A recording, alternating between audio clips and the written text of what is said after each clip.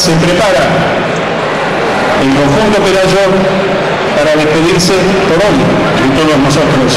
Sabemos que cada vez que los necesitemos, aquí o en otros lugares donde dignamente nos han representado y donde han llevado esta música, este baile típicamente asturiano, típicamente español, a triunfar inclusive en España y en Asturias, donde el año pasado recibieron la medalla de plata del Ayuntamiento de Gijón.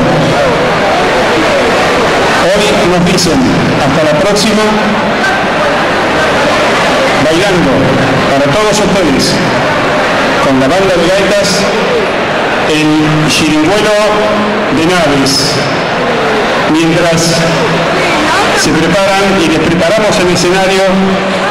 Hay algo que muchos de ustedes seguramente no conocen, pero yo que los conozco hace mucho tiempo. Recién en el número anterior estaban bailando la madre con sus hijos, cantaba la madre y el hijo, que se está sonriendo, bailaba sobre el escenario. Falta uno que toca el tamboril y hay nietos también. Toda la familia del centro asturiano está sobre este escenario y allí acompañándonos. Por eso se merecen todo nuestro reconocimiento y todo nuestro aplauso. Así fuerte el aplauso para toda esta gente que lleva con honra esa vestimenta, con orgullo, mostrándola aquí y en donde vaya. Banda de gaitas, conjunto Pelayo, el honor del campo del centro asturiano y Chiringuelo de Naves.